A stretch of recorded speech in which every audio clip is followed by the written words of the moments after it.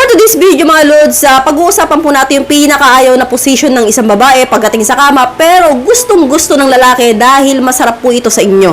Pero bago yan, kung hindi pa nga po subscribers, please don't forget to subscribe and click the notification bell para updated kayo palagi sa mga bago kong upload na videos. At proceed na nga po tayo kagad sa number 1. Nakapatong sa ibabaw. Bakit ayaw ito lods ng mga babae, no? Yung nakapatong kami sa ibabaw ng lalaki? Kasi po, karamihan po sa mga babae, tamad mag-drive yan. Tamad po kami magmaneho. So alam po namin na kapag po kami ay umababaw, no? Kailangan po namin mag-drive.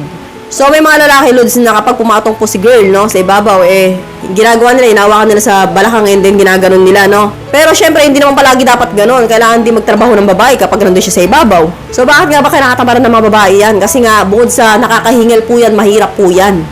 Lalo-lalo na kung ang babae po ay shabby. Malaking babae, shabby pa. So kapag po ang babae ang nagdala, no, pagdating sa kama, mahihirapan po talaga, no. Kaya kadalasan lods, mapapansin po ninyo, bihirang-bihira po yung babaeng nagmamaneho. So kaya kadalasan minsan talaga pinapasa namin sa mga lalaki na ikaw na muna. Ikaw na muna mag-drive, no? Bibihirang-bihira po talaga yung mga babaeng batikan. Siguro may encounter kayong ganyan, yung mga talagang bayaran, no? Yung talagang marami nang naka-experience pagdating sa gerger. So may mga babae talagang mahilig umibabaw, pero bibihira po yun. So alam ko na gustong-gusto nyo talaga yung babae nagda-drive kasi po masarap po yan para sa inyong mga lalaki. Pero ito po talaga isang posisyon na ayaw talaga ng babae pagdating sa kama. Mas gusto pa rin po namin na yung lalaki ang nagdadala pagdating sa kama. At proceed na po tayo sa number 2. Karga position. Ito po yung nakatayo yung lalaki and then nakakarga yung babae sa'yo. So yun talagang parang may kargang baby niya na bata, no? Bibihira po yung gumagawa ng ganito lods, pero may mga lalaki talagang ginagawa ito, no? At kapag ito nga po yung ginawa niyong position sa isang babae, ayaw po talaga ng babae yan. Bakit? Kasi po, bukod sa hindi po masyadong nasasarapan ng babae dyan, nahihirapan ng babae dyan. Lalo-lalo na kung malaki ang babae kaysa sa inyong mga lalaki. No, kunwari, ikaw lalaki, medyo malit ka, and then yung jowa mo malaki. So, okay lang po yung ganyang position kung malaki kang lalaki at maliit na babae yung partner mo. So, swak na swak po yun. Parang kang naghahagis ng bata and then sasaluin mo, pasok ulit, and then labas. So, okay lang po yun. Pero kung paano nga kung malaking babae yung partner mo or magkasinlaki lang kayo, syempre, mahihirapan ka rin na kargahin yan. Lalo-lalo na kung chubby pa yung babae, no?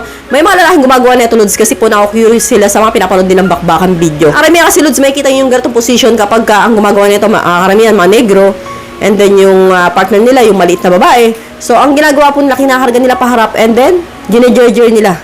So, napakadali sa atin ang gawin nyo kasi malalaking tao sila, no?